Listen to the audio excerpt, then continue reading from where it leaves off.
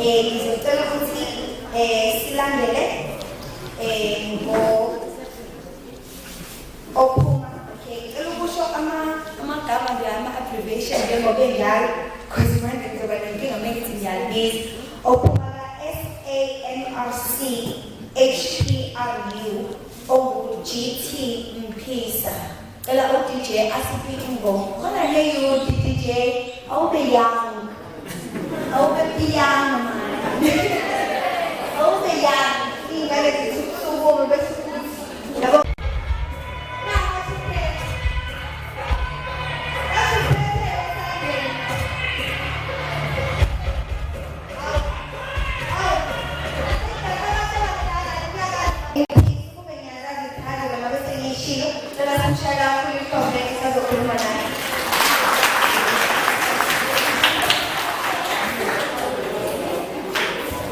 Sakona igama ngendlela yokuphisa liphuma kusuku esibizwa South African Medical Council makusite ese-Arakhane esibhedlela. South African Medical Council isisuku esihlolayo esenza ucwaningo ukuthi into esetshenziswayo kufana namavaccine lawe COVID aphephile yini okokuqala. Okwesibili siyahlola ukuthi anamandla kangakanani.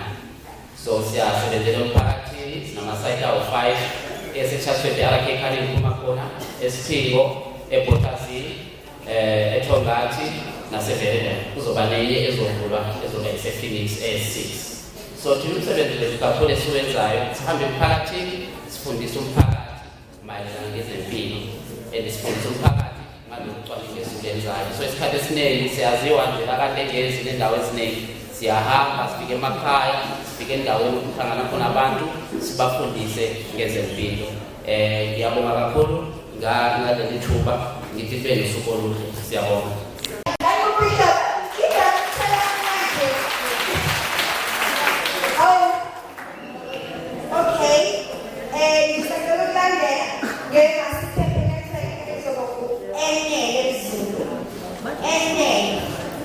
Our DJ, young one, Paul, young one.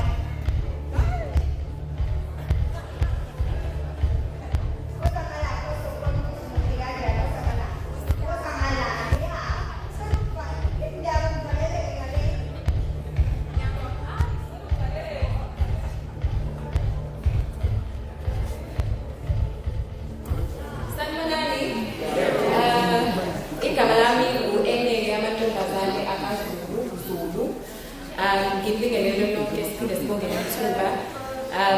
Ngaphandle kokungahloniphi ngizocela uku-observa yonke i-protocol ehleli ngaphambili bese ngibingelela nomphakathi. Njengoba ngiseshiye ukuthi ngiqhamuka kwinhlangano ebizwa nge-Umcimbi Care Center, iyona ibhena yethu le ela iwona ama-services esiwenzayo. I-Umcimbi i-based e-112 kwaNdengezi nase-shopping center entsha.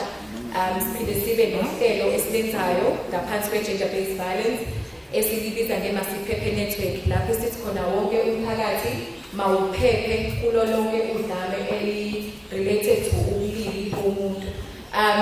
Njengoba silana-ke sithe kwenziwe le-program, siyabonga kakhulu kumaphoyisa akaNdengezi as well as ku-CPF ukuthi enze lo hlelo noma le-program ibe yimpumelelo. Siyabonga ukuthi sibe lana.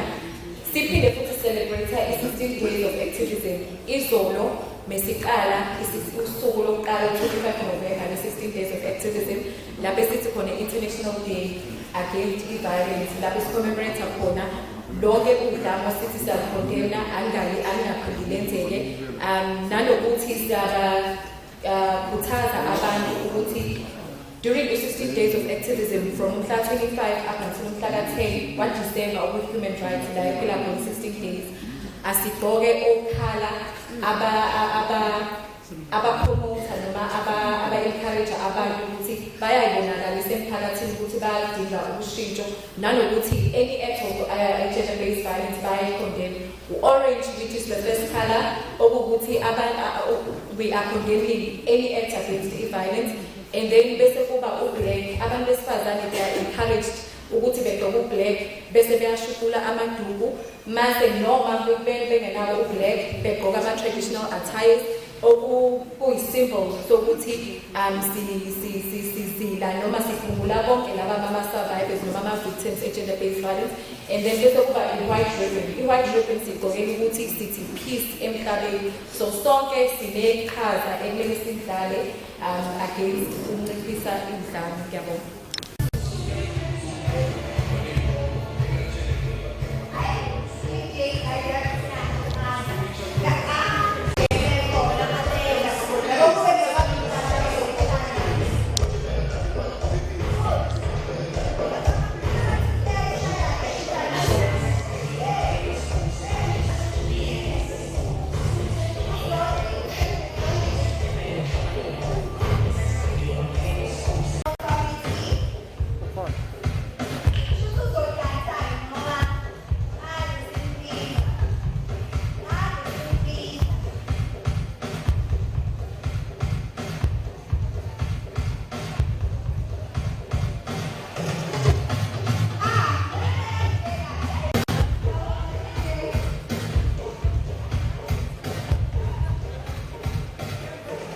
All right. Time takam.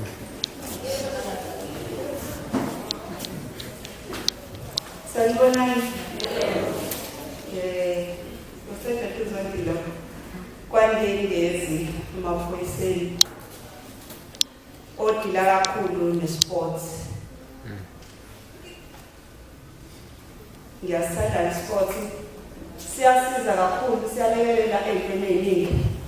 Bengingathanda mhlawumbe ukuthi bonke abathi bayimisele ukuthi bangene lezo ngoba nje kuhlangene nje nala kuhlangene nangabo Social Days of Activism no Gender-Based Violence.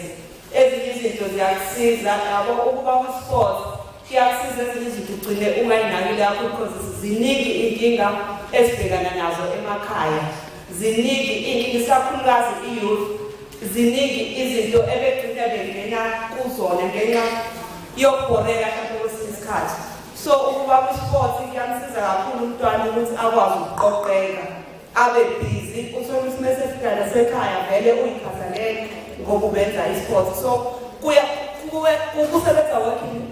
kusebenza hand in hand ne-crime, i-sport ne-crime singasho ukuthi kuyasebenzisana ngoba ngalesikhathi ukwi-sport kakhulu indaba yekhaya iyancipha nokuhlangana nabangani abangekho right ayithi nendudana nenza izinto ezilona kuyanciphisa lokho. So nje angathi singayinakekela sisithanda i-sport ngisho nabantu abadala ziningi izinto ey'khona manje sikhulunywa ngo-COVID esikazi sibavela kwenzakala lo-BP oshukela zonke lezo zinto ukunyakaza ngiyakwazi ukuthi umzimba avekulekelela kakhulu.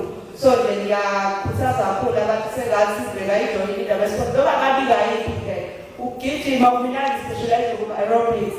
Sine-class ama-aerobics khona la e-police station kodwa ngingaphumela ama-aerobics wonke ngoba nje bakushilo nje bathiwa ngika-sport ngiwomunye we-sport committee sakhona la ewadini. So kahle kahle ngigqugquzela wonke amakhodi akhona kwi-sport ukuthi abantu bayimisele basenze nje i-sport noma ngabe isiphi sibambisane ukuze sibe right ube healthy nje khambe kahle empilweni yakho. Siyabonga.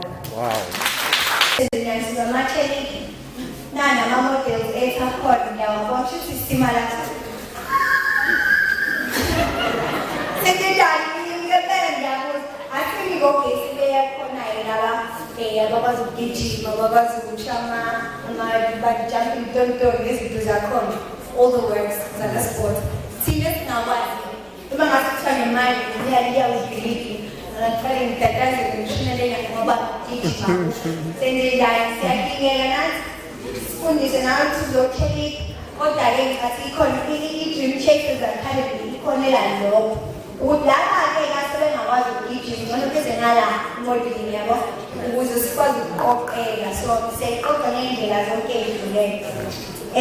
Okay. Usacela ukungalela nabo mfowethu abasemnyango. Hi. Ngiyanibona njani? Indaba kanjani? Ongumambhishobhi uziningi njali.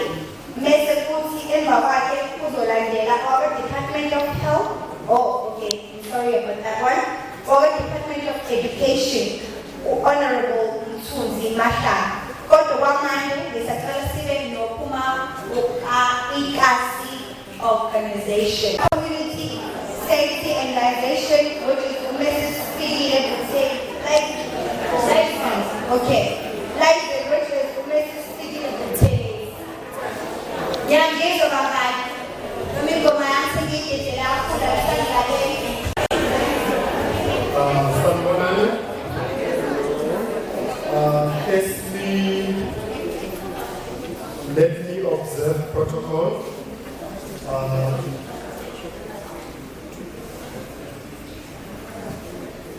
I need to respect the equals in the house, the station commander, and our panel.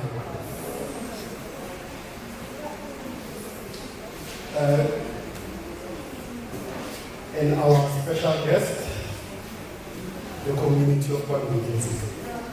You will have to forgive me, my home language is Tsonga. I'm from all the way from Limpopo. So my Zulu is gonna be disturbing if I start speaking. So I hope you will forgive me. And I'm not using Mrs. Buthelezi, she's my boss. I'm Tsepong Kongo from the Department of Community Safety and License. I'm responsible for crime prevention and partnership. On my side, I want to address, I'm going to be very short. I want to address the importance of the youth rising up. Because every time I do my station assessments, the people who are committing crime are the youth. And it becomes a very disturbing issue to an extent where you find a person will steal from their own families. Now, as a community, it's important for the youth to rise up, take a stand, and lead the fight against crime. If you do not do that, you will lose your community. There will be no one left in this community because we are the future of this community.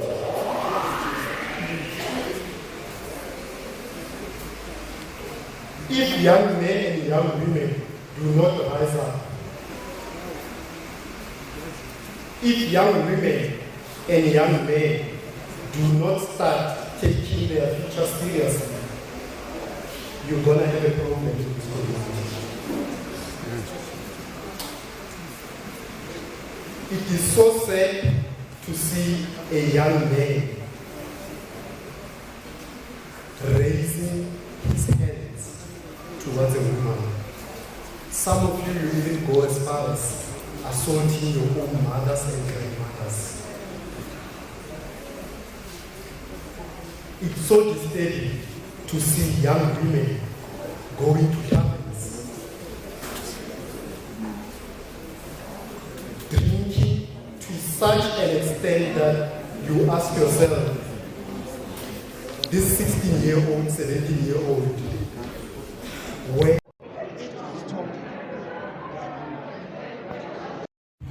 I'm here to talk about killings. I said, stop killing our people. Enough is enough. Bantu bake singabulalana nodwa. Kodwa bantu bake sisabula sisebancane. Senisimoshela isasa lethu. Senisibulalela abazali bethu. Sizoba yini emphakathini? Aphi amadoda aqotho? Aphi amadoda wazosivikela? Igama lami ngoyamkelani isibongo kwaNdengezi. So from Jasford Foundation, Diabongo.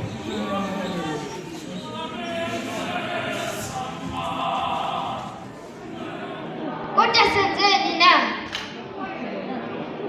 Bantu bakithi, uyephi ubuntu?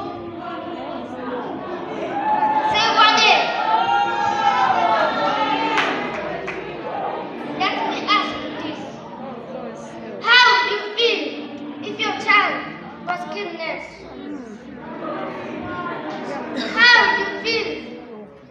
child was raped. Now I am saying this. Stop what you're doing.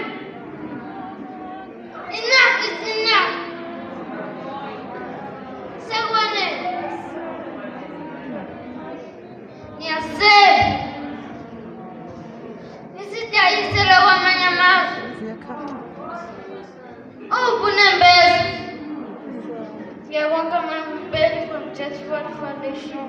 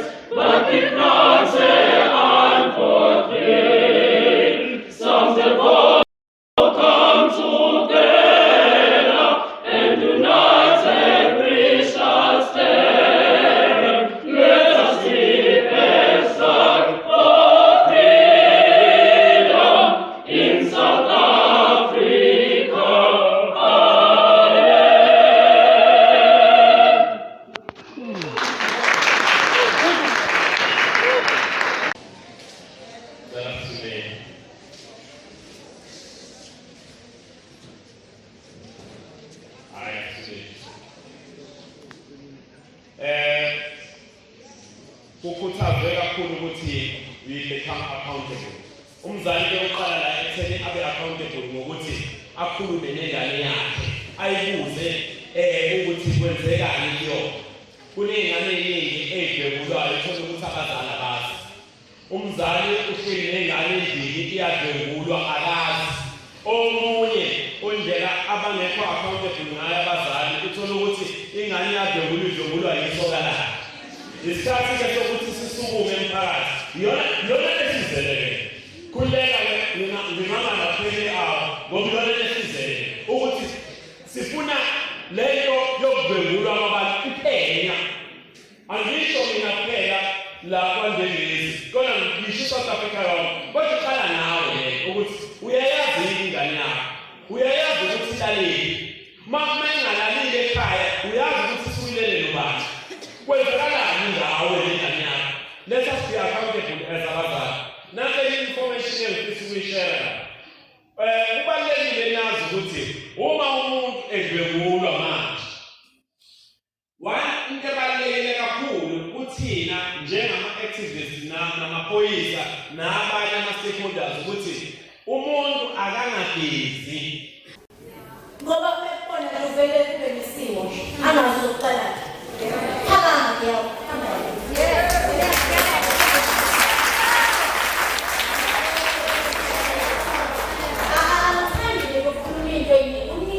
I'm yes ama-programs and wathi masekukhulunywe ngawo kakhulu ama-programs angisangeni lapho ngingene emntwini nani madoda musifane ukuba amagwala ugwala ukuthi sifinye impela isibhakela usindele umuntu onganawo amandla alingana nawakho siya-understanda ukuthi eza abantu besilisa angibona abantu abajwayezwe ukukhuluma ngemizwa yenu lento abandoda ikhali isibulalela amadoda kufanele kufike uzodecide as an individual ukuthi from today uyaphela nokuthi indoda ikhali angibona usizo ngaphandle because lesikhathi ungalifuni usizo usithabiso uthandane naye akwenze lezi buhlungu udlule uyothandana noqombenze uyothi ufika kulokuthula yokuphuma uyophuma kulokuthula wayengekho ngathi kukhona usithabiso ama-background ethu amakhaya ethu broken kakhulu ukhulela baba nomama hleze bedakiwe bashaya abathukana ngenhlamba everything ukhula nini udecide ukuthi akuyona into right uma kuwukuthi isaythi yasekhaya ibreakwa ngami ngithi kuphela ngami ukuhlukumeza umuntu wesifazane umuntu wesisekhaya kufika nini lapho it's about time guys then yokuphatha amaplakhathi sesikhathi sizo-gender-based violence phatha ayisebenzi ama-principal manje ayi-tertiary wena khuluma nawe as an individual as you are here you are like ukuthi there will people abafike la and then babelieve amazophila but usithabiso njengoba elangikazi athathe i-decision for wena nawuthathe yakhe isikhathi sokuthi sitshelane namaqiniso anjengoba njalo because ama-organizations nohulumeni ushawa kwaNdengezi ublame uhulumeni maye babona thixaze George Bob ubheme uhulumeni one-ofisi ePitoli wena kuwena odisayidile ukuyokhipha iy'tamo yakho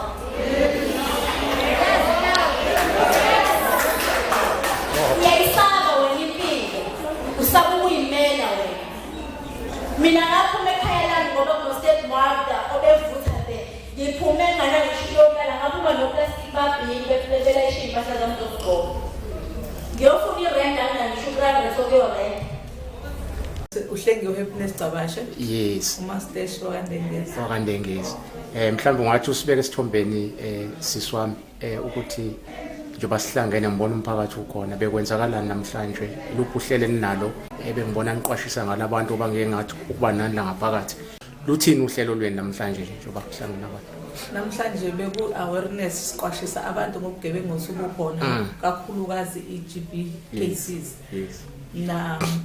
nama-cyberbullying iy'ngane sezathukana la kuma-media through ngama-media bese zashana ngoba omunye uthole from ngoku-media nangokuthi ubugebengu abukhokheli nokuthi njengoba kuDisemba abantwana bayiphathe kahle bengabe uvanzi bebe useful emakhaya nokuthi umakhelwane bheka omunye umakhelwane akwazi ukureport i-crime nokubona amakhelwane konke engahambi kahle nokuthi uma sibambisene sowumphakathi sokwazi uku-achieve iphoyisa likude kabi ukuthi lifike lizosiza lapho nokuthi lingayifihli information uma lifihla information nizo ukuthi singakwazi ukubopha amaphoyisa kahle washaya ngibonga kakhulu so thanda ukuthi simuvele kubhodi lo ngapha igama nesibongo uxola noMkhize yes sihlalo CPF ungathi usiphonsela nje mfowethu usibeke esithombeni ukuthi kwenzakalani namhlanje la kaNdengezi namhlanje sizobambisana nomphakathi ukulwa nesihlava sedakamizwa iy'ngane zethu iyouth kakhulu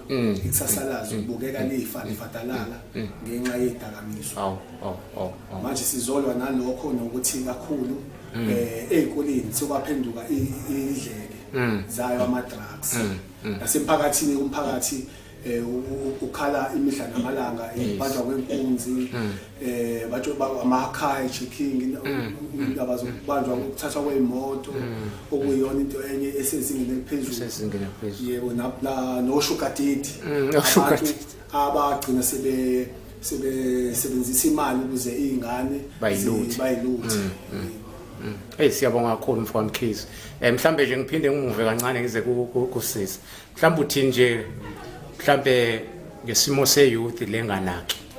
Othola ukuthi uvanze emgaqweni isikhathi esiningi sichitha 24 hours emgaqweni.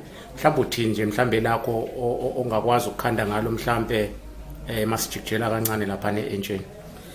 I-youth leyo uvanzi ningabi izinto ezingazenza khona ama-sports khona ukulima benze behlangane bese kube khona into abayenzayo beyi-youth baye kuvila inkinga yamanje sinokuvila and nokulima sebekuthatha kancane nokuthi it's either bayacula or bedlala ibhola beyikhiphe busy ngoba abanye benza ubugebengu nje because ungithi bancane ba young and full energetic so okwabo ukuthi they must create into zobenza bekeep busy ngoba bawuvazi because vela benza lutho so they lazy to think. Yes. Ay mnandi kakhulu amagama. Mfoka Mkhize elethi lokuvala mhlambe kule interview yethu encane. Sesivala ngingathi nje kakhulu kubantu abasha abaqaphele njengoba kuzoza i-festive season bangayisebenzisi ukuthi yona ubuhle bayo ugcine sibukela sekwentembi against abantu abasha ekusaseni labo ngoba December uthola umuntu ukuthi uphuza utshwala ngoba uthi December adla ama drugs ngoba uthi December ujabule egcineni iminutes and i-second kungafifutsha yomuntu yawo umntwana ukuthi mhlambe agcine sethinteka ngokudlenguleka agcine mhlambe abanye bashali badrive bedakiwe bese kugcina lapho sekuphuma idumbu bengenasidingo so ngiyacela ukuthi umphakathi uyiphathe kahle ngoba kuze festive season bakwazi ukuthi bayihloniphe uhloniphe umhlaba successful. Wow mfowethu Dassenhoek 14 Galaxy TV sibonga kakhulu ukuthi nisinikezele ithuba nokuthi nisibekwe kwi-clue yokuthi kwenzakalani because le vele ipage eligqugquzela vele lento yokwakha kakhulu esizweni esimnyama. Sibonga kakhulu ukuthola leli thuba.